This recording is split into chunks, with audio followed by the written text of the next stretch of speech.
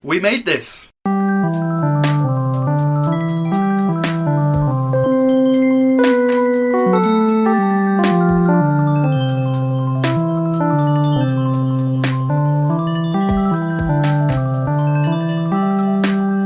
Hello and welcome to Life's Milestones, the podcast on the We Made This Podcast network about birth and naming ceremonies, relationships and weddings, and death and funerals. I'm your host Mark Adams and I am a Humanist Celebrant. That means that I write and present non-religious ceremonies for people from all walks of life.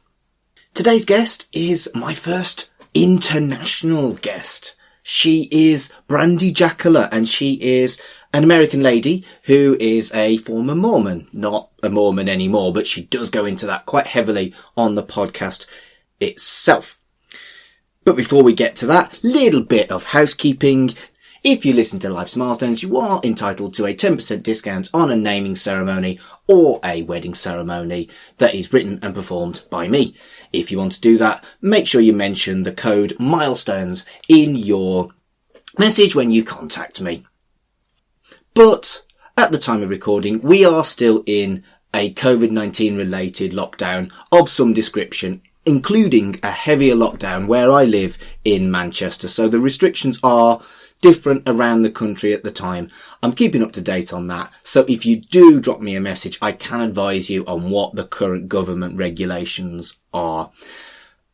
As it is, a lot of people are actually getting in touch for bookings for 2021 and 2022. So if you do want to start to plan your wedding or naming ceremony, please do get in touch because, you know, I will start to run out of dates next year, particularly as I've had to reschedule all of my 2020 dates to there as well.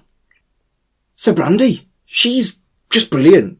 I put out a message on a private message board for We Made This Podcast hosts and she pounced on me. She really wanted to come on and talk about this kind of thing with me. And so I was like, wow, an American. I can grill her. And I did. I really liked the opportunity to speak to someone from a different country and to compare and contrast the differences between the rituals and the culture and a lot of the different things, mainly to do with funerals, but also we looked at namings and weddings as well. But I did jump on her straight away, and I don't think she minded. So without further ado, I'm going to hand over to my interview with Brandi. With me at this time is Brandi Jackola. Hello, Brandi. Well, hello, Mark. How are you? I'm about as well as can be expected at the current time. Although this is going out about a month afterwards, so who knows? We might have a cure. We're not going to have a cure. No, we're not. That's just not the way vaccines work. It takes a year to a year and a half to find something effective that you can actually turn loose on the people. So, yeah. Yeah. How are you, anyway? You know, as well as can be expected also. So, Brandi, it is lovely to have you on the show. My first international guest. Ooh, I feel special. Well, you are special because I am going to grill you about the differences between the kind of culture of British people and American people when it comes to birth, weddings and funerals. Probably more to do with funerals because you're all weirdos who like to have open caskets with, like, dead people looking at you and all that shit. I hate that so much. Right, I've seen 6 Feet Under. I know what you're all like because that's obviously completely what American people are. Oh, yeah, well, that is what people do, but I hate it. I do not like, they do what they call a viewing, where everyone gets to come and look at the dead body and express their condolences, and I do not like that. I think it's disrespectful, I think it's morbid, and I'm a goth, so if I think it's gross, it is. But that doesn't happen at all in Britain. Great. Almost impossible. I guess it's possible to have it done, but the only people that would have it done were probably people who are particularly fond of American culture. But we'll talk about... we'll come back to that when we talk about funerals. I feel like it just gushed because It's okay. 6 Feet Under freaked me out. Brilliant telly show, freaked me out. Looked it up, and apparently it's your norm. Unfortunately, yes, it is. Anyway, we'll talk about you first, rather than me using you as an American to kind of like grill about Americanness. Okay. We're going to talk about you properly. Right. So, first of all, I know it's quite a rude question, but how old are you? I am 47 years old. Okay, so you are just a smidge older than me, Gen Xer type person. Yes, exactly. So where are you from, and what is your background? Well, I was born in a small town called Bountiful, Utah, which is now a much more bigger town. Utah is full of what the world colloquially refers to as Mormons. It's like it's like living in Vatican City, but it's for the LDS Church. So, I was born here, and I was mostly raised both in Salt Lake City, which is the capital city of Utah, and Centerville, which is about 10 miles north of there. My grandmother, my mother's mother, was an extremely controlling bipolar person and was very emotionally and mentally abusive and had very tight control over my parents. Wow. So when both my parents had to work, typical middle-class family, is gone were the days of just one parent working. It just didn't work anymore, especially with 3 kids. So my grandmother stepped in and said, well, I'll take the kids during the day. But it got to the point where we would be left there overnight, and it got to be a privilege to go home with mom and dad. Wow. Did not like that at all. Plus, we were used as slave labor because my grandmother managed an apartment building. It wasn't a huge apartment building, but we were used to sweep sidewalks, wash windows, vacuum hallways, sweep stairs, etc. So, you know how most kids spend a lot of their free time playing? Oh, that was not us. Oh, no. Good grief. Playing was also a privilege. So you feel like your background is almost like a working background in a way. Yeah. There was a lot of working. There was a lot of working and not a lot of playing. So, yeah. And my grandmother wielded guilt like a weapon. If you did anything that she didn't approve of or didn't like, she would say, "Why do you want to hurt me like that?" Wow. Like it was some kind of personal attack on her. And she had done this to my mother. My mother, in turn, had learned that behavior and was doing it to us. My mother did break the cycle. She actually was able to understand that she was doing this. And we went to family counseling for a little while, and it helped her get past that. But, big cycle of abuse.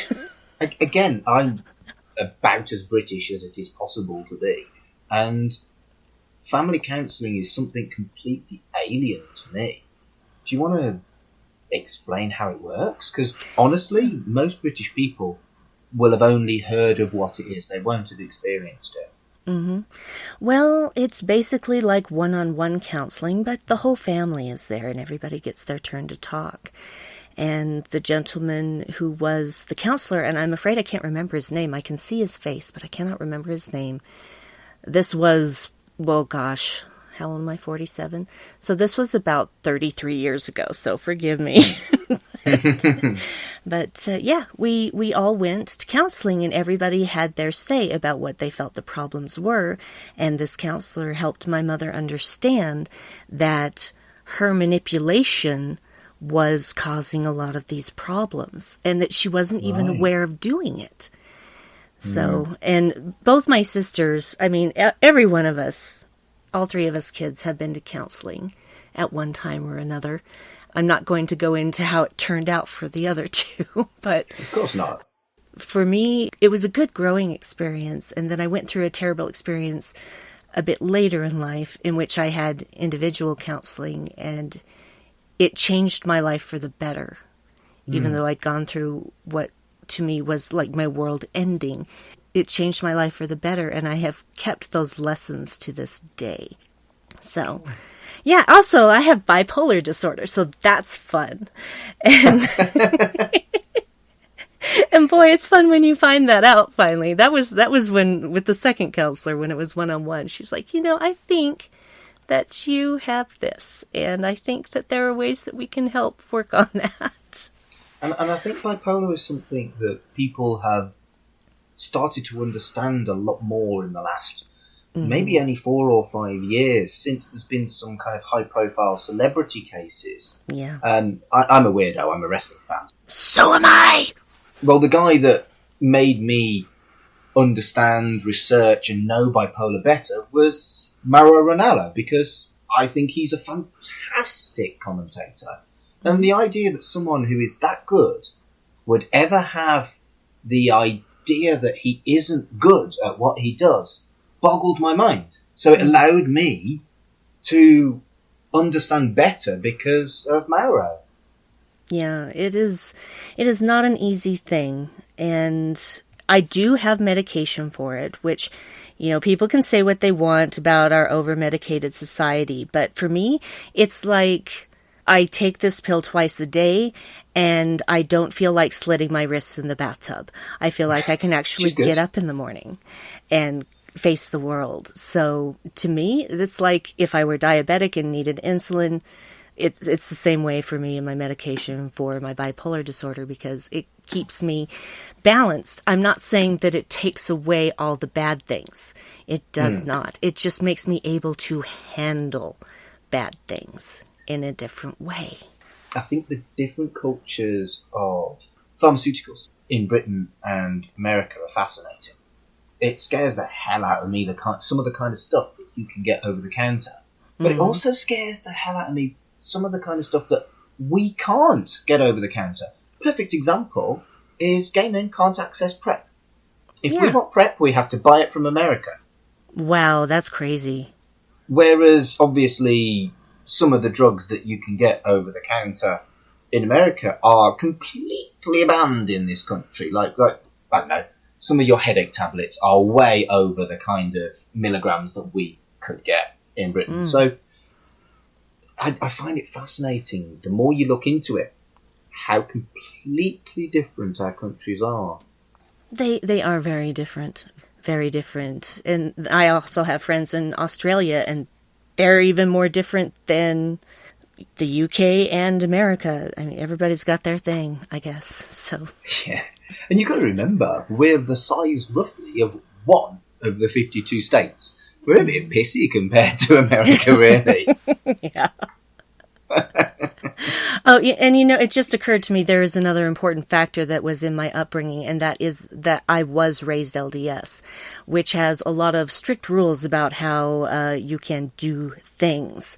What's LDS? It's the Church of Jesus Christ of Latter-day Saints, which is colloquially referred to as the Mormons. And boy, if there is ever a religion that can make you feel guilty just for existing, it's Mormonism. Right. So, are you still Mormon, or have you... Oh, God, no. Against that? No, okay. God, no. I do need to get a religious person on at some point. I don't know many religious folk. I was raised in it, and I was on the books as a member until about 10 years ago, because you can be a lapsed Mormon and still be technically a member of the church. And finally, we were able to just get out of that. And they had kind of a mass exodus a few years ago when they announced that any child of gay parents at the age of 18, they would have to renounce their parents in order to continue being a member of the church. Good grief. Millions of people just said, no, sorry, but no. Bye. I mean, did they want to lose lots of members? Apparently. Apparently. And they have since relaxed that stance a bit. And see, their whole thing is, all of these instructions come directly from God. And I'm like, well, God has a funny way of changing his mind about a hell of a lot of things. Because first of all, it's, you have to practice polygamy because our numbers are too low. And so every man has to have additional wives. And, a few years later, no, polygamy is very bad, very bad. And then it's, no, black people cannot hold the priesthood. And then in the early 70s, it's okay for black people to hold the priesthood, but not women. Still women can't hold the priesthood. And on and on and on. And it's just like, God seems a little bipolar himself. Really. Especially if you just looking at the Old Testament and the New Testament, it's like, is this the same God? Really? You're going to get me into trouble. I'm humanist. I'm not anti-religious. Well, it's what I've said, and I do not fault people for embracing religion. I do get it. I've been on the other side of that. It just was not for me. And I was never so happy as when I stopped going to church. Oh, my Lord. And, of course, finding a partner in life that had the same viewpoints helped a lot. My husband helped a lot in that area, just by not judging and just letting me figure out my own stuff. Yeah. So, this is the important one. This is where you get to talk about stuff that you want people to know about you. What do you do that makes you interesting? Everything I do is interesting. No, that's not true. That's a good answer, actually. I'm just a big old nerd, and I am nerdy about so many things. One of the things that seems to still be one of those, oh, really? Things is that I'm a huge gamer. I love playing video games, and I have been playing video games since the inception of video games. Because I remember when I was a child, like very, very young, it had to be, I think maybe I was 4, maybe 5. There was a home console version of Pong that came out in the United States. Nice. And it was literally, that's all it was just Pong, and you had to plug it into the TV. And I played that with my father. And a love was born. And I remember that controller was so big in my hand. I'm like, do I even have big enough hands to twist? Was it a joystick? Oh, no, it was a knob. It was basically a thing with just a big knob that you turned left and right to move the little, pixels that would bump that other little pixel back and forth like you were playing the tennis. Square ball. Yeah, the square ball. But I think for you and me, gamer girls were much more rare for folk in their 40s than they are for folk in their 20s and young people now. Do you feel like that was your first kind of I'm different to the rest kind of thing? No, that was not my first thing.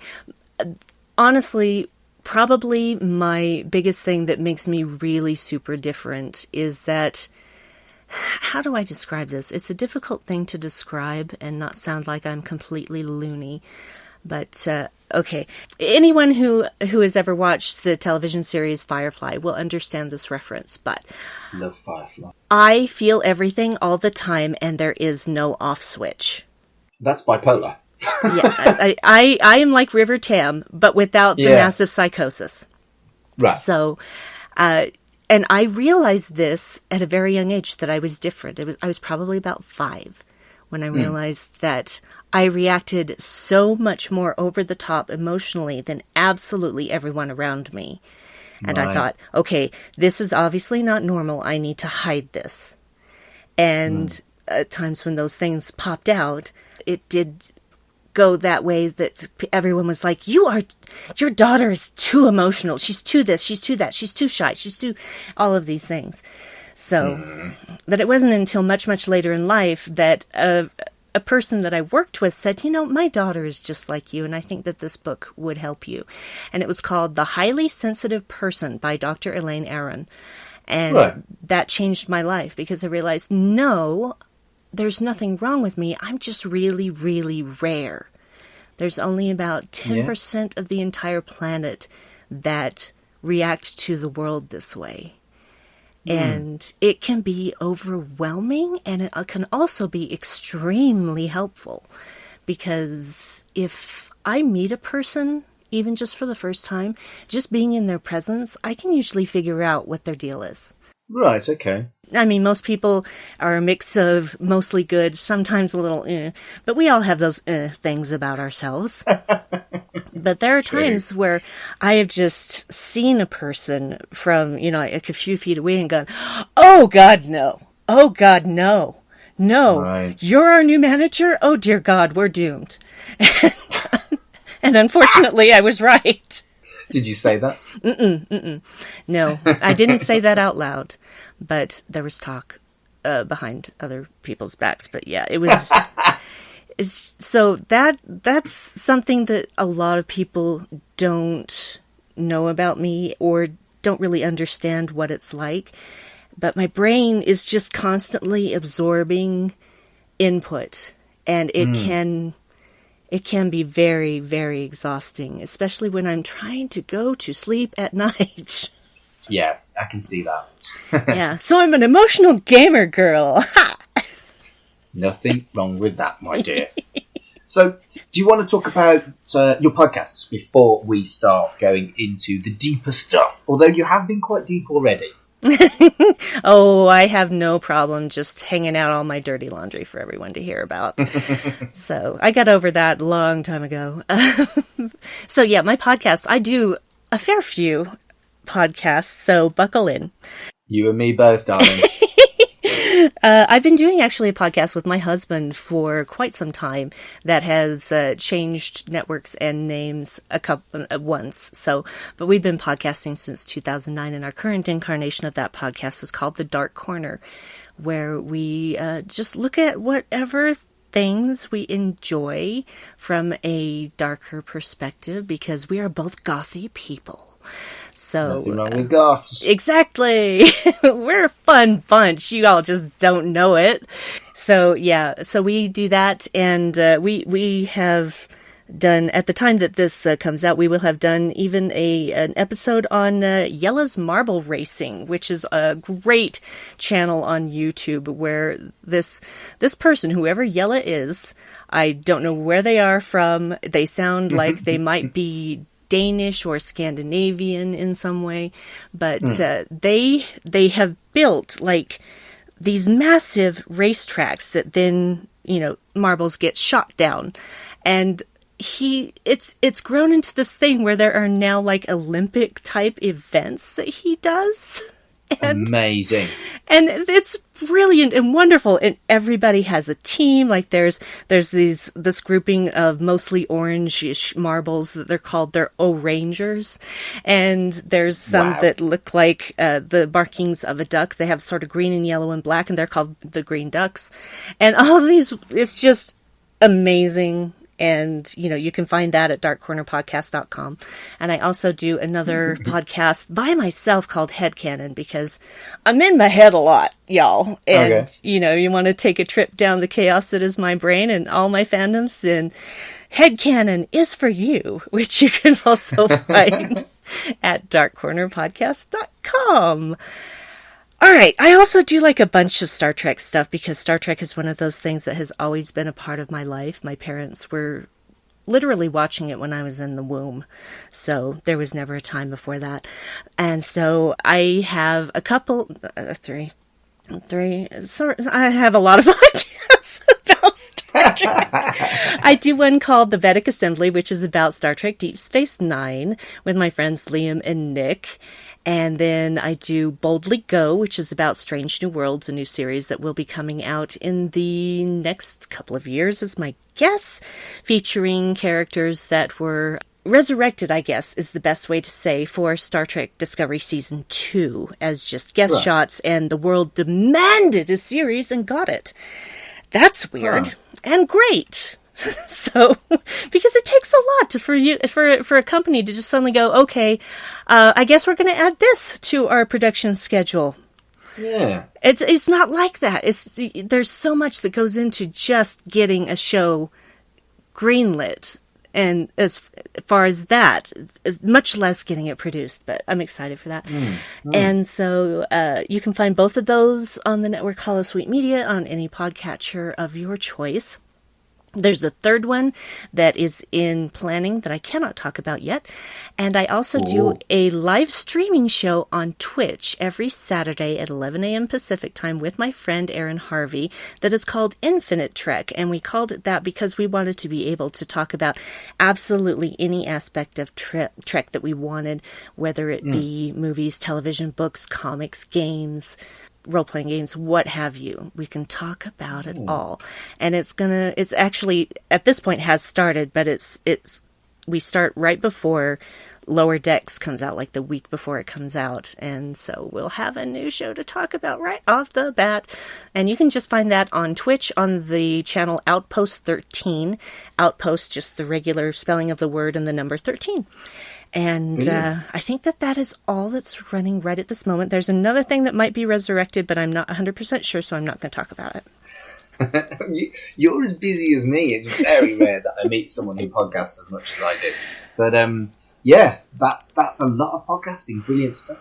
Yeah, I love it. I love podcasting. Me too. It's me getting to talk about the things that I love. Who doesn't want that?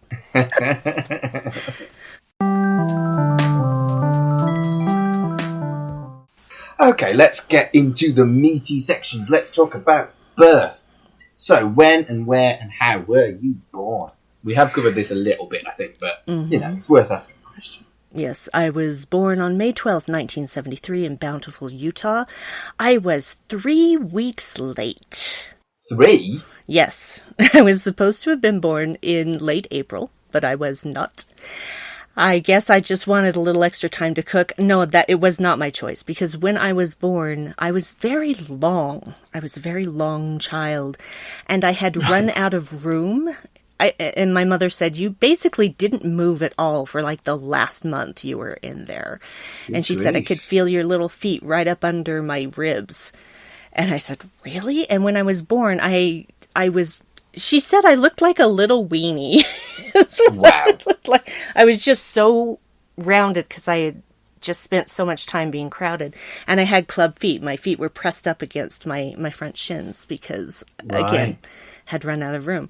So not the most auspicious start to one's life, but better than a lot of other things that could have happened. And so that's where and how I was born. My mother was in labor for a day, and I was born the day before Mother's Day. I was born on a Saturday, and my mom said it was right before lunch, and she was so grateful because she was hungry. So, so thanks, Mom. All you can think about is just having lunch. I get it. Yes, it's fine. I mean, people need to eat. Getting hangry is definitely a thing. Oh, it absolutely is. I'm hypoglycemic, so I am like the poster child for hangry. I don't have any excuse. I just get hangry. No, it's the worst thing. I have to eat every 4 hours. I can barely make it past that. And I have used glucose tablets to kind of stave off the monster if I'm in a situation where I absolutely can't get something to eat. But I always have food upon my person wherever I go, because I just never know when that blood sugar is just going to plummet into the depths of hell and I become a monster that cannot control what comes out of her mouth. So tell me a favourite story from your childhood. You have kind of like touched on some of the less pleasant parts of your childhood. Tell me something fun. Tell me something a funny story about your childhood. Oh gosh. One story. There are lots of stories. There were good times. Don't get me wrong. I did get bullied a lot at school, so there are not a lot of happy school memories. But one memory that I did have, and it's not a complete memory because again, this is literally like second grade. So I should explain that my older sister, she's 3 years older than I am. And she would come home from school and then play school with me. And she would do all the lessons that she had learned at school. That's adorable. I know. I accidentally learned how to read. So at about 3.5 years old, I was reading.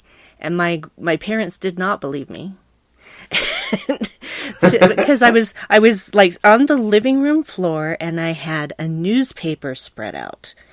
And I was reading the newspaper and my mother's like, "What are you doing?" And I said, "Oh, I'm reading the paper." And she laughed. She says, Right. Oh, you are you? Well, what are you reading in the paper? And I said, "It's called the want ads." And she said, "Oh, you're reading the want ads. All right, well, read some to me." And so I started reading the want ads to her and she freaked out. You were 3? Yeah, she came over and she snatched up that paper and she's like, "Our child can read. How did this happen?" So yeah, kindergarten, which is the first school experience out of preschool. I never went to preschool. That wasn't as big of a thing when I was a kid, so I didn't go to preschool and went straight to kindergarten, which is what you do when you're about 5 years old. And Right. about a month into the school year, they called my mother and said, "We don't know what to do about your child." And she says, "What has she done now?" Really? I'm Wow. 5. What could I have possibly done? And they said, "We have nothing for her to do. She has read every book in both of the classrooms, and she is Amazing. bored." So Huh. they wanted to put me in 3rd grade, and my mother said, "No, but you can put her in 1st grade." And so she put me in 1st grade. But in 1st grade, they were starting to do fun things with younger kids, like doing little plays and stuff like that. And I got to do one of these plays, which was about a Thanksgiving turkey gone missing. So Thanksgiving is such a weird holiday. We don't have it. I know you don't. Basically, what it is supposed to represent is the day that Pilgrims and Native Americans set aside their differences, and the Native Americans shared their food with the starving Pilgrims and had this glorious feast. As not what actually happened, but anyway, I'll just leave that as it is. But, you know, it's a day off for people to stuff themselves silly with turkey and cranberry sauce and various and sundry other things. So, but this was, I was the mother in this particular play.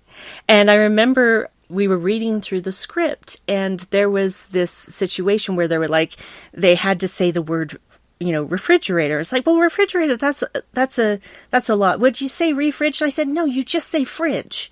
It's just fridge. That's the abbreviation. It's like, how can adults not know that it's fridge? That's weird. And so, I really enjoyed learning and doing that play. It wasn't very long. I mean, it really was maybe 15 minutes, but hey, Yeah. we were amazing for 1st graders. You weren't even a 1st grader. I was technically, just not age-wise. That's amazing. I mean, everybody says, "Oh, my kid's so bright," but you fucking proved it. Well, it was, like I said, it was an accident. My sister just played with me, and I learned from what she learned. So, which, it's fair that they would have wanted to put me that far advanced, because my sister at the time would have been in 3rd grade. And I basically had her knowledge because she kept playing school with me. Yeah, that's so cool. I mean, my parents told me that I taught my brother how to crawl, but I didn't teach him how to fucking read. That's pretty cool. Yeah, well, it wasn't the intent. We were just playing. So do you have children of your own? I do not. I am barren. And do you actually have a problem there? yes, or you I just... do. I have Right. I have a condition called polycystic ovary syndrome, which is something that people have only discovered fairly recently. It's a very strange disease that causes really strange side effects that don't seem to be related at all, and yet are all a part of this. So basically, its main thing is that cysts continuously form and burst on the ovaries, and that makes it really hard for a person to get pregnant. And once you're over about 35, forget it. No fertility treatment in the world is going to help you with that. It also causes very irregular menstrual cycles. Oh yes, I said the word menstrual! Menstrual! It's okay to talk about it! Oh dear. In front of a gay as well. I know, it's okay to talk about it, guys. It's okay. Not in front of a gay, I don't think. So yeah, and then when I do have those cycles, they are extremely heavy, and instead of lasting for 3 to 5 days, it's more like 7 to 10 days, and it's painful Bloody and hell. horrifying and all of those things. But also, it causes infertility. There's an increased risk of different kinds of cancer as far as ovaries and uterus. But here are the weird things that it causes: high cholesterol. Right. Odd discoloration of the skin in places like, your armpits, backs of your knees, and sides of your elbows. Abnormal hair growth. Oh. If I didn't take care of the hair growth on my face, even though the hair is very light, you might think that I was growing in a goatee. You're great. And, you have to get a diabetes test because there's increased risk for diabetes. And just all of these weird things. So yes, I am barren. There are no children coming out of my womb, and that's okay. That's okay. Isn't there a nicer way of putting it than barren? I'm sure there's a nicer word. I am infertile. Infertile, that's it. Barren. I mean, I know you described you, but still. Well, it comes from a time when women were judged by their ability to bear children. Bear sons, I should say, really. So, yeah, it's fine with me because I don't really have the disposition to be a mother. I don't even like holding babies, frankly. So you just didn't want them anyway, and it was just fortunate that that it kind of worked. Exactly. That's exactly right. If someone had to be infertile, I'm glad it was me because I had no intention of having children. Well, fair enough. I mean, I had this discussion with my guest a couple of shows ago, Lucy, about how it is okay for women to not want to have children. It absolutely is. And I still find it utterly perplexing that people think that they can tell women, you should want children. Mm-hmm. I mean, fuck off. Yeah, you don't get to tell anyone what they should want. No, you do not. Well, otherwise I'd still be wanting the women, and some of my best friends are women, but I don't want to snuggle them. Well, a good cuddle is fine no matter what your sexual identity is. I just didn't want to say sex. All right, I just didn't want to say sex. It's okay if you don't want to have sex with a lady. It's fine. I don't want to have sex with a lady either. So. Well, there you go. Good. We got something in common. So, I want to talk a little bit about, you said you were Mormon. Do Mormons have like a christening? Is it the same as the...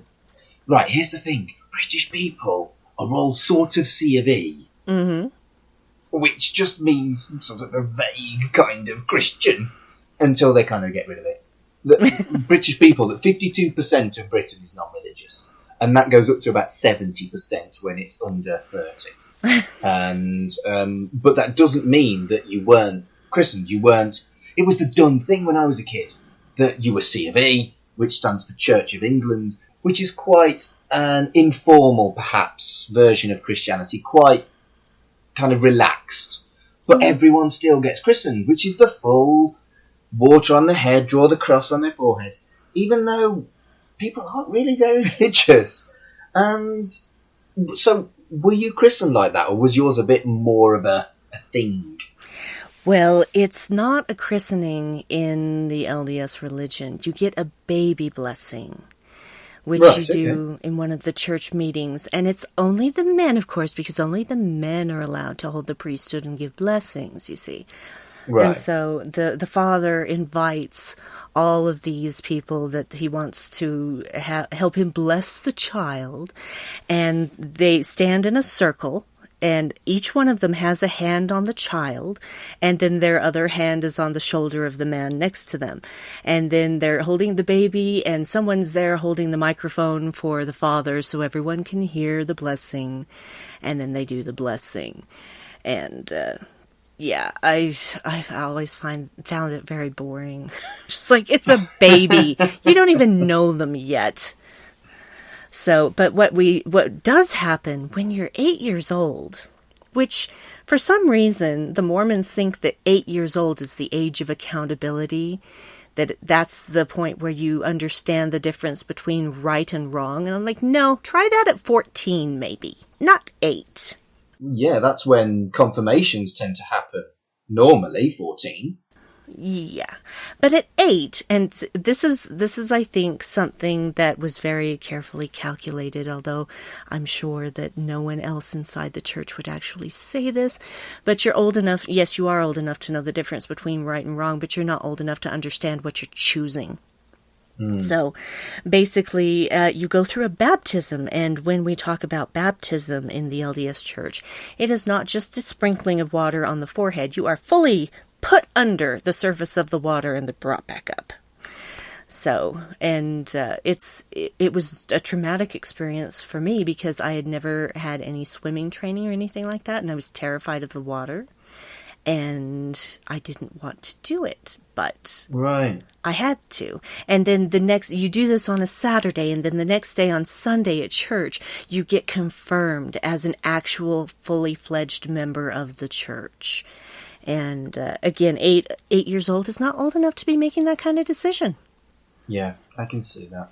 So, have you seen anything more, perhaps non-religious or anything else, over your time, maybe with your friends' kids, like naming ceremonies or christenings or brisses or anything else from other religions or non-religious folks that you've enjoyed then? Well, the thing is it wasn't until probably my mid-20s that I started having friends who weren't LDS, because it's pervasive here. It just is everywhere. They have their hands in everything, including the government. So it's inescapable. It's in everyone's daily life, whether they want it there or not. And it influences a lot of other things, like like alcohol laws. I'm not even going to go into the ridiculous alcohol laws in this state. It is unbelievable. There's a very large theater that was built within the last few years, that was built specifically to get these bigger, more lavish productions that couldn't be done in the biggest theater that we already had. Right. And they wanted to be able to serve alcohol, and they were told, okay, well, you have to have a curtain so that no one can see the alcoholic drinks being prepared. Because apparently, if you see someone mixing an alcoholic drink, that makes you want to drink. Really? No, it doesn't. But that's what they think.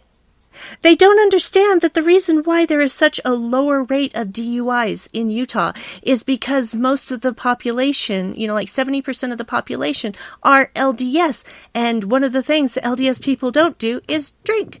They don't drink, Right. They don't smoke, they don't swear, all of those things.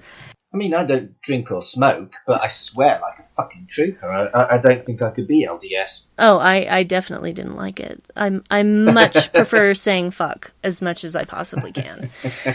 I'm making up for lost time, you see. Do you genuinely feel that you're making up for lost time? Yeah, I did. It was a long time before I figured out who I really was. And again, my husband was very helpful in that.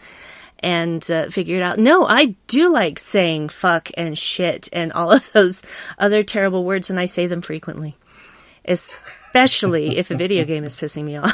But it's just, it's, and you will hear that in the Dark Corner podcast. That is definitely not for people who don't like swearing. So. Meh. I did think about whether or not I would try and make this a little bit kind of sensible, when it comes to swearing and topics and choosing my guests. And I was like, well, no, fuck it. I don't want to be that kind of celebrant. I want, if people listen to this podcast and don't want a celebrant who is comfortable with who they are and comfortable with their guests, etc., then everybody's dodged a bullet, you know? Yeah. I'd just rather be who I am. So. Totally with you. Yeah.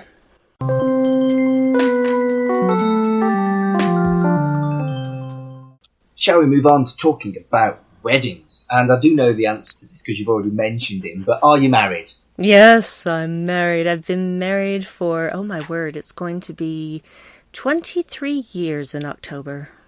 That is a long time. It is, and we still like each other. Brilliant.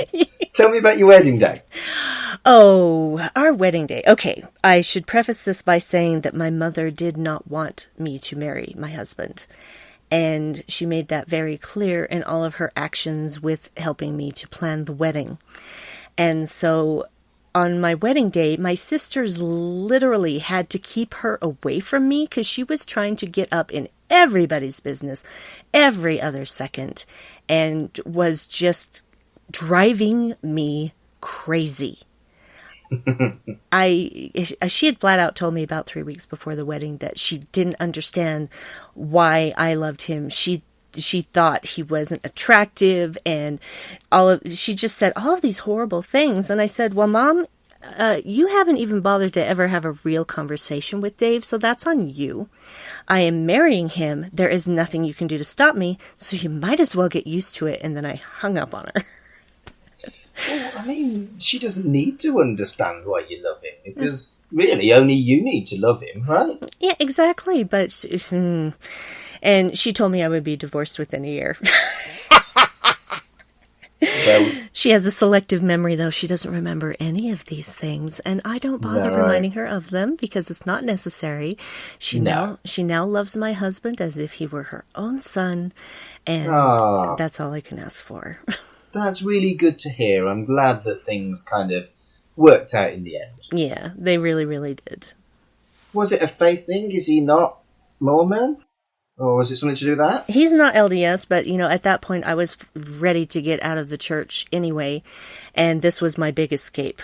So right. It was. I wasn't using him to escape, but it was giving me the freedom to do that. So, and, she still made us go and talk to the bishop about getting married in the temple. That's a whole other thing about the Mormons. Temple, not church. No. There are churches and there are temples. Now, the temples you can only go to if you've been a very good boy or girl.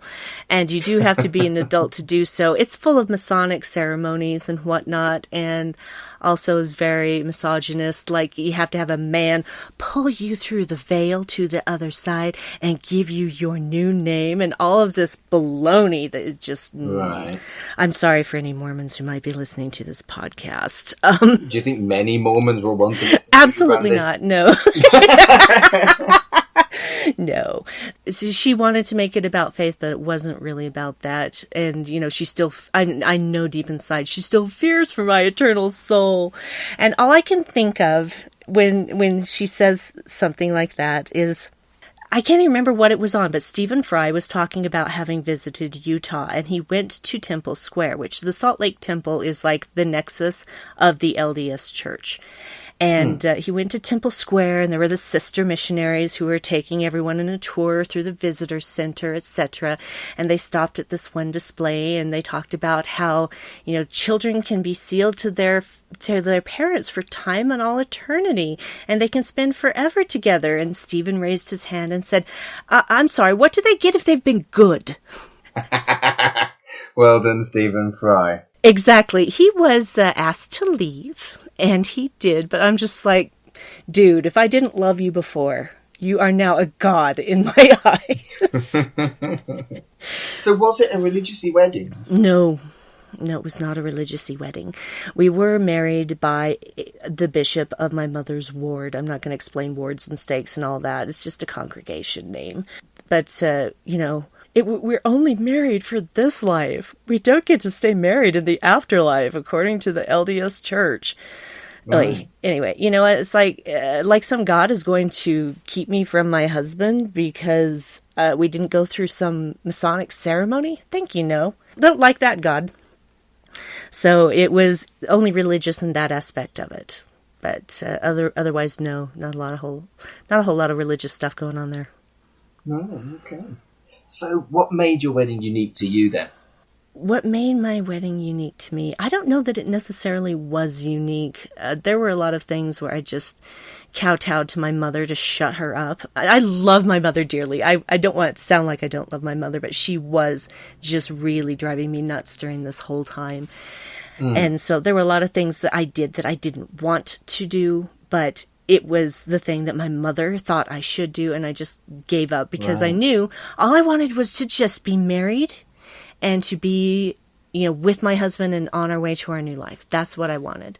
So the wedding itself was just a kind of a means to an end.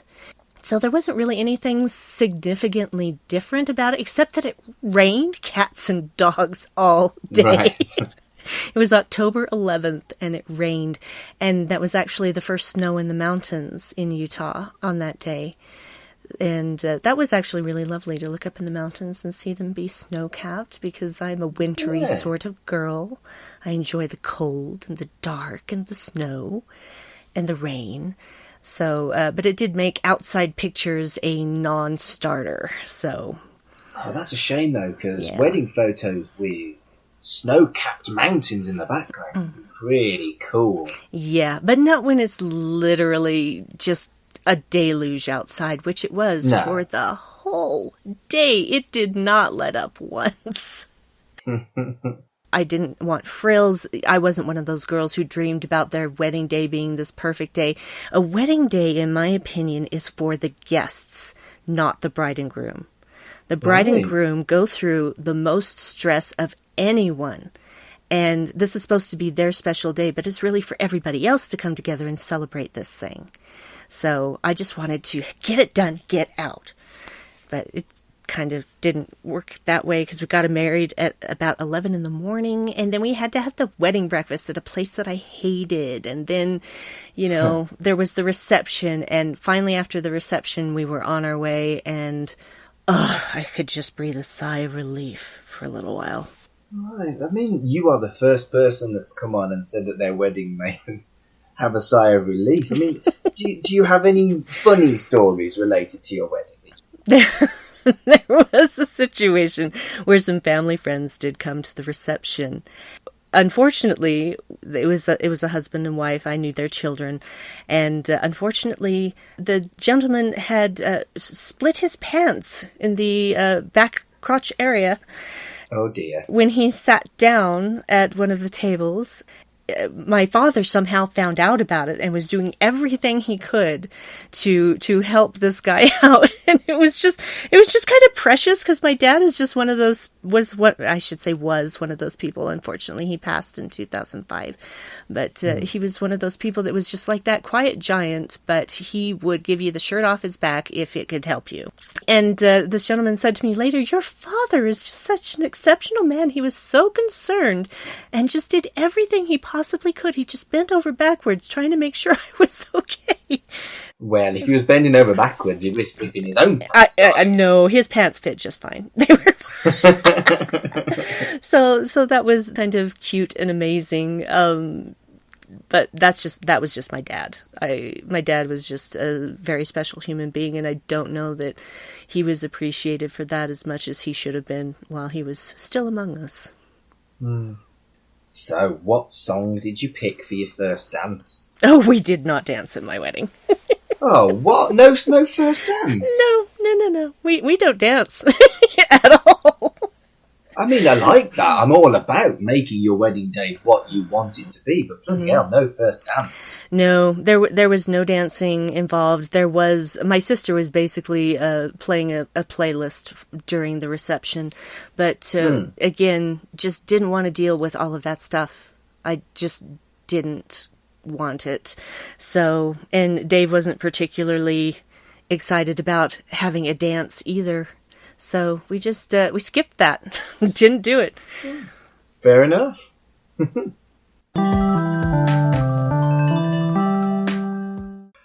Okay, so we're now going to move on to talking about death. And again, you have touched on this a little bit earlier. First question's quite a personal one. Are you scared of death? Yes and no. Go on. I think I'm scared of dying too early.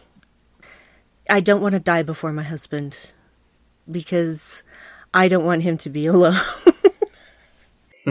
I keep telling him we're going out together like Thelma and Louise, but, you don't get to pick that. Nobody gets to pick that. So I fear, it's not a persistent fear. It's not something I think about all of the time, because if I did, I would go insane. But there are times where I'm just laying down to sleep, so I'm like, what if I don't wake up? And I'm like, well, okay, I'm really awake now. Really awake now. Well, yes, that does seem like a thing that would keep you awake. So it's not so much that I fear death, because death is what gives life meaning. If life were infinite, there would be no joy left in anything, because there would be no consequences for anything. So I feel that death is a necessary part of life, because it makes way for new things and new people and all of those things. I don't know why I'm getting so philosophical right now, but there it is. So. There's nothing wrong with philosophy. That's no, I know. The point of the podcast. You continue philosophizing. Well, my husband's way better at it. He actually has a minor in philosophy. He would have had a major in philosophy, but the university he went to didn't offer it as a major, so he has a minor in philosophy. And I've learned a lot from him in that regard about what philosophy is and what it isn't. I think it's not a fear of death so much as a fear of the unknown, because none of us truly know if there's anything after this. No. I've always, perhaps a little flippantly, said to people, if you're right and I'm wrong, then I would like to think that God would see that I've done good despite the fact I didn't pray to him. Yeah, I say that I am agnostic. It may sound wishy-washy to people, but honestly, I don't know whether to believe in anything. I know I don't believe in the Mormon God, because the Mormon God is pretty much a cosmic terrorist withholding his love if you don't do exactly what he says. So I'm not on board with that. I think agnostic shaming is something that happens on both sides. You'll get atheists giving agnostics a hard time, but also you'll get religious folk giving agnostics a hard time, and just leave each other the fuck alone is kind of my philosophy on it all. Yeah, I feel like everybody, you do you. And as long as you're not hurting other people, believe whatever it is makes you feel better about yourself and about your life. Absolutely. I've never found anything outside of myself that makes me feel better about my life. So I'm not going to put my faith in things outside of myself when I am the one who's in control of my own destiny. Yeah, that seems about right. So, again, something you've touched on, but have you ever experienced the death of a loved one? Yes, unfortunately. Yeah, my father died in 2005. He had stage 4 cancer. And he'd had a rough life health-wise. He had rheumatic fever when he was a teenager, and they didn't expect him to survive that, but he did.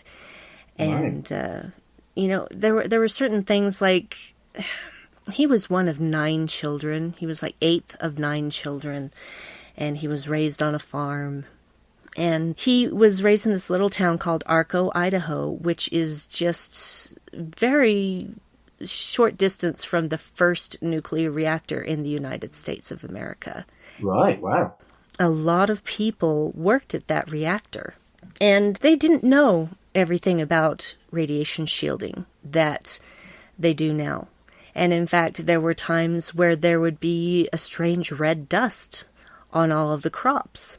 Oh, shit. Yeah.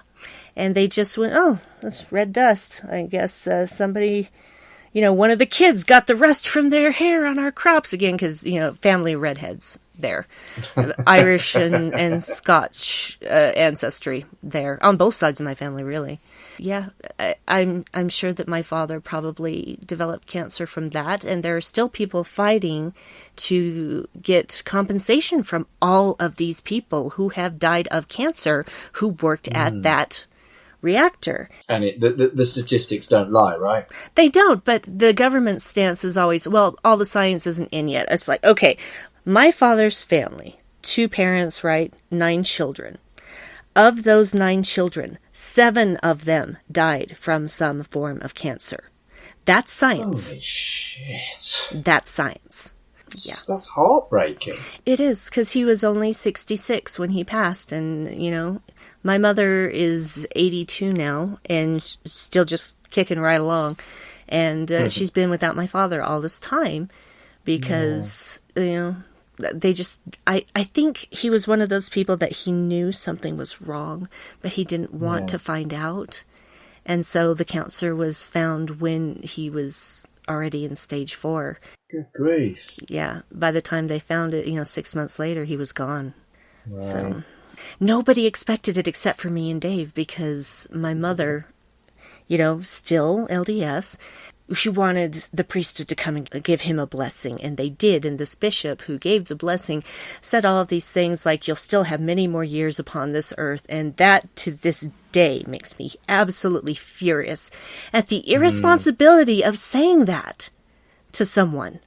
Yeah. You don't get to say stuff like that.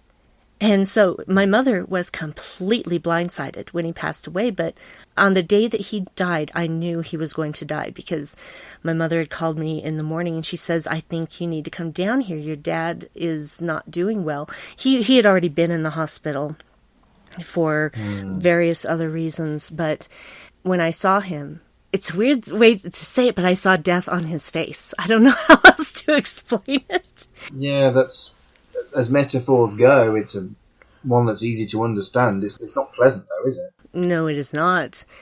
It is not. And the thing is that this faith in that blessing made everybody else just like, what? What? How did this happen? And I would have people, you know, coming up to us at the viewing, coming up to us at the viewing and saying, oh, this was such a surprise. It was so unexpected. And I'm just looking at them like, no, it wasn't. He had stage 4 cancer. Did you say that to people? No, not in that way. Not in that way. I mean, grief is a weird thing. No one would judge you if you got angry, because people get angry when they have serious grief. Yeah. And I was just, I maintained a calm outer appearance, but inside I was just boiling. And I thought, I can't do this because it would just upset my mother more. And I just wasn't going to add to that grief for her. No. That was just completely unnecessary. So, but yeah, that was a hard one, because my dad and I were very much alike. We were just kind of quiet, but if you gave us the chance to really talk about something we knew and loved, you couldn't shut us up. My dad was also really into video games, and I shared a lot of his loves. Like, he really loved airplanes, jets, etc. So do I. Really loved ships, all kinds of ships, boats, whatnot. So do I. Classic cars. So do I. Did he like Trek? Yes, he loved Trek, and so does my mother. We were a Trek family. It was a family affair. So, which we would watch the original series together when it was in syndication, and then when Next Generation came along, we watched that as family.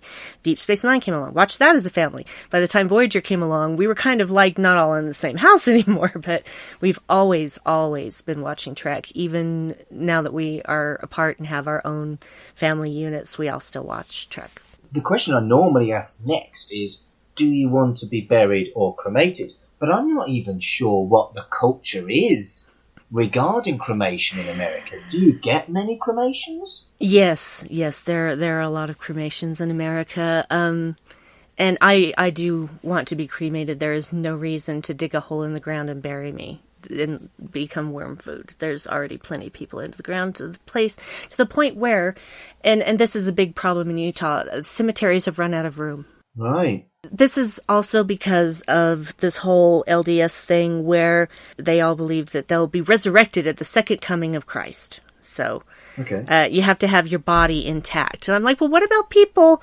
who died in a house fire, were cremated that way? I mean, are they just SOL? But I don't say those things to religious people because it doesn't. It reflects more on me than it does on them. Yeah, and I think that's very much my attitude these days.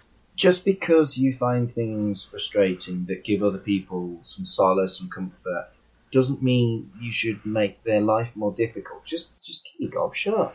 Yeah, exactly. And that's what I would prefer people do to me, is just, if you don't like Star Trek, I don't want to hear about it. You don't need to tell me about how much you don't like it. If you don't like video games, you don't need to come to me and tell me how much you don't like it. That is not helpful in any way. Yeah, I think you're right, and I think there's a mutual respect of giving each other a nod, knowing you don't agree, and it not fucking mattering. Yeah, exactly. If we could all just do that as a world, we would, I don't know that we'd be in this situation we are right now. Yeah. So you want to be cremated? Yeah. And do you think that would upset your mum and family? Oh, that it absolutely would upset my mother. The rest of my family, no. My sisters would not care. In fact, my sister Brooke, my younger sister, she and I are about a year apart, so we were closer as far as playing together and stuff like that, and I was with my older sister. Right. But she is going to donate her body to science, so... Okay. She has spent a lot of time in the healthcare industry teaching anatomy classes, and she's a certified massage therapist. She put together a lot of nursing programs for local schools, and now she currently works for Salt Lake County as an HR manager, at which she excels. But she's just like, yeah, they can have my body for science, because she's been through some things in her life that would make her body a good one for study. So that's what she's doing with her body. So she would absolutely have no problem with that. And I am an organ donor. So if they decide that any of my organs are fit to take from me, they are welcome to them. If my death can save somebody's life, hey, that's a great thing. That's brilliant. So would you have a say in this? And if you do, would you it doesn't sound like you'd want an open casket for yourself. Oh, dear God, no. No, there will be no viewing. There will be absolutely no viewing at my funeral. In fact, it won't be a funeral, it will be a wake. I will not have a funeral. Right. I'm just not doing that BS. No, sorry, I'm just going to say, I'm not doing that bullshit, man. Not doing that bullshit. It's just celebration. Celebration is my feeling. Celebrate my life. Don't mourn my death. You'll have plenty of time to do that. Let's have one last party. And I mean, in Britain, you don't need to have a funeral legally. A lot of people don't know that. You can talk to your funeral director. If you don't want a funeral for your loved one, you don't have to have one. And people are surprised by that. But people are also surprised when, I tell them you can do what bloody hell you like at your funeral. The crematorium staff aren't going to judge you. If you want a clown at your funeral, you can have it, And people seem to have it in their head that what they see as the norm is the legal reality. And do you think there's an element of that with the open casket in America? It's possible. I don't really understand the open casket thing. I don't know if it just goes back to the really old days, the old beginnings of the country when, people would lay out their dead before burying them. I don't understand that. I've never understood that. It's like, it's just, you're not paying respect to the person. That's just an empty shell now. I'm not saying desecrate bodies or anything like that. I'm just saying that that's not them anymore. It's kind of where they used to be. Yeah, it's like a vacant house now. Why do you want to tour this vacant house? It's weird. I just find it fascinating because it's completely alien to our culture. But we all know about it because American culture is so prevalent in our telly, in our films, and in our everyday life. It is, as the world is getting smaller, it feels like American culture is known around the world more than anybody else's. Yeah, it's too bad. I'm sorry about that. I didn't say it was a bad thing. There's a lot of good stuff with American culture. Just the way you deal with dead bodies freaks me out. It freaks me out too. It has always been very uncomfortable for me because, there are people who will take children to viewings, and I just think, why are you traumatizing that child? Nobody needs to spend time with a dead body when they're 8 years old. Just no. I mean, kids are already, they have plenty of time to face mortality. You don't need to jumpstart it that young. So have you thought about the kind of things that you'd like at your funeral? Do you have a reading that you think you'd like? No, basically, I think what I would want is just to be cremated and then to have my urn with whatever friends and family are still around, and just have a party. Have food and drink and play some of my favorite music. Right, so you wouldn't have like a formal ceremony, you wouldn't have the funeral itself at the crematorium. You're saying, no, but you'd have almost like a wake. Would you have any kind of form of ceremony, like a memorial led by a priest or a celebrant or a officiant? I think is the term you use in America. Or would you not even bother with that? No, I don't think I'd even bother with that. I don't like this whole formality about putting someone to rest, Just have a party. Just enjoy yourselves. Talk about me fondly, I hope. Maybe put the urn in the dance floor and everybody can have a dance around it. Yeah. I was being sarcastic. No, better yet, I feel like they should suspend it from the ceiling and like a disco ball. That might be more appropriate. I don't even know if you're being serious now. I'm actually thinking about it now. I think, actually, that would be pretty fun. I don't want to be typical, I guess is what I'm saying. You're definitely not typical. So, right, before we go, I want your playlist for your funeral. What songs would have to be on the playlist for people to dance around your urn? Well, it's all pretty much going to be goth music, so... Good. But there will be one slow dance, which is my favorite song. Now, I have a difficult time picking favorites because there are so many things that I like, and I have trouble choosing one above all others. But I do have a favorite band, and of that band, I have a favorite song. It's actually something that I covered on Pick-a-Disc with Matt Latham. And the song is In Joy and Sorrow by Him. And so that is the one song that's requisite to be played at my funeral. I do like me some Him. I adore them, and unfortunately they're no longer together. But hey, they lasted 25 years, which is just fine. And they didn't depart hating each other or anything like that. They just had done everything that they wanted to do, and they were moving on to new things. There's still room in there for a reunion tour someday. I mean, Him aren't my favourite of the gothy band. That honour would go to The Cure. And depending on whether or not Nine Inch Nails counts as a gothy band, I would definitely have them involved as well. Yeah, well, my husband is way better at determining genres. I think he would classify Nine Inch Nails as maybe a bit more industrial. True. But it's definitely dear to all of the gothy people, don't get me wrong. So, But yeah, and here's the funny thing. I'm going to say something very embarrassing. I never got into The Cure. But how did you watch The Crow without loving The Cure? No, it's fine. Oh. It's not like I don't dislike The Cure. I just don't have this reverence for it that I do for other things. It's weird. I know. So no Cure at your wake? If my husband's still alive, he can play some Cure. Right, good. Good, because, I'm not sure I want to go to a goth funeral if there's no Cure. Oh, better yet. Let us have at my funeral, because, I've been cremated, have them play Disintegration. So just the whole thing. Just the whole thing. That'll work. Good.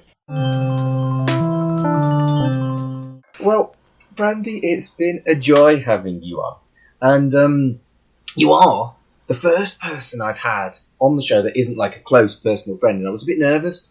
Thank you for being brilliant and open about all of your life's milestones. It's been a real joy having you on. where can people find you on the internet? Well, you can find me on Twitter at Brandywine12, which Brandy is spelled with an I, and the 12 is a number. And you can also find me under Twitter handles for all of those Trek podcasts like Vedic Assembly and Boldly Go Pod. You can find those on Twitter as well. You could find me on Instagram if you wanted to. It's just Brandi Jackola, which is BrandiJackola. I know it sounds way more complicated when I say Jackola, but that's how it's spelled. And yeah, I only deal with Facebook when I absolutely have to, so I'm not gonna say find me there. No TikTok. Oh God, no! I don't even understand TikTok. I'm an old Me grumpy neither. lady. Honestly, Gen Xers, all my friends who are millennials or even Gen Z are like, "Oh, TikTok's where it's at." No TikTok for me. You know, it's always just a flash in the pan, because remember when Vine was the thing? Those fuckers haven't even heard of MySpace. Yeah, oh, yeah. I remember MySpace. In fact, I'd never closed my MySpace page, so it's still out there in the virtual world somewhere. Do you know, I think mine is still going, and I'm pretty sure it's got something really gothy. Have you heard of a band called To Die For? I'm familiar, yes, very familiar. They were my chosen song on my MySpace, together with my World of Warcraft background. I mean, fucking MySpace. Yeah. Actually, looking back at it, it was kind of fun. You could do things that you can't really do on social media now. You can't personalize it to that degree, unless you build a website. I worry about Tom. Do you think Tom's okay? I hope so. I know. He was like part of my early 20s, and I've not spoken to him since. Me either.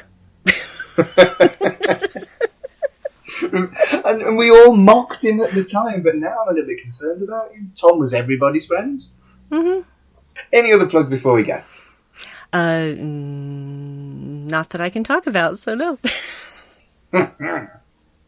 Thank you so much for joining me, Brandi. It's been brilliant. Oh, well, thank you so much. I've enjoyed myself very much. I just want to say one more thank you to the wonderful Brandi Jackola for her genuine honesty and candidness and strong opinions that I don't think she really minds people hearing. She was a wonderful, wonderful guest, and I think I'm also going to try in future to get some more international people on to do what I did with Brandi, where I talk about the differences in the culture when it comes to all of life's milestones for both British people and people from other countries. I think that's going to be a lot of fun going forward, and I'm going to do that occasionally, deliberately try and get on an international guest. If you want to check out Brandi's stuff, do go to darkcornerpodcast.com. And also she mentioned the Vedic Assembly, which was her new Star Trek podcast, which has now got its own website as well since we recorded. If you go to hollowsweetmedia.com for all of those Star Trekky type podcasts. And that's about it from me, but before I go, I am going to let you know that I have started the playlist. After 8 episodes of promising to do a playlist, I've done a playlist, and what I'm doing at the moment is I'm adding a couple of people's tracks a week so that I eventually catch up, and then I'll be adding them after each episode goes live once I've caught up. So do check out the Life's Milestones playlist. I do put it quite regularly on my Twitter, which is @Life's Milestones for the show, but look for Life's Milestones playlist on Spotify as well. So thank you so much for joining me for Life's Milestones, and I will see you in a fortnight. Life's Milestones is a podcast by me, Mark Adams. Follow me on Twitter @MarkAdamsHC. That's also my handle for Instagram. If you're looking for my website, it's www.humanist.org.uk/Mark Adams. If you're looking for my Facebook, it's Mark Adams Humanist Celebrant. All the information on how to use me as your celebrant is there. The show's social media is @Life's Milestones on Twitter. Other than that, I am just using my celebrant contacts for the show. Thank you for listening, and we'll see you next time.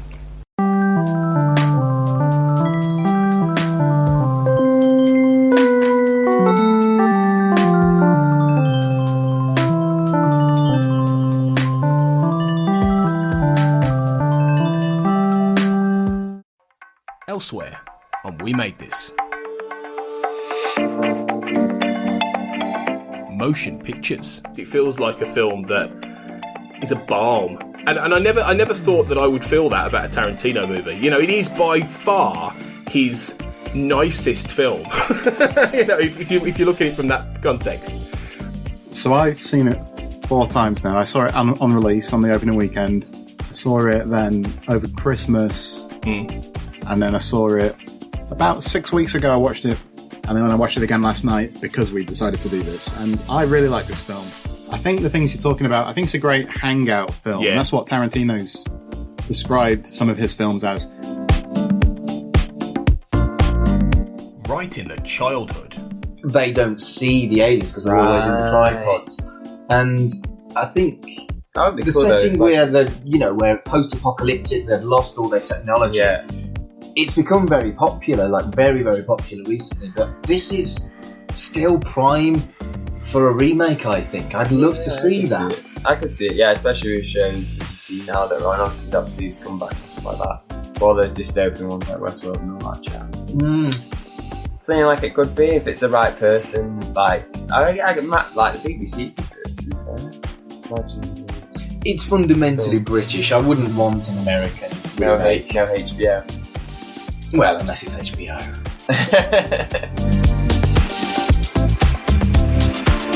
Pick a disc. When watching Thrice, how hard was it to not think of, if I was behind the sound desk, I'd be... Oh, gigs are ruined for me forever. Yeah, it's... there'll be something that, like a reverb will happen and I'll go, oh, that was nice. And then all my mates are like, Ben, stop it. Just enjoy the gig.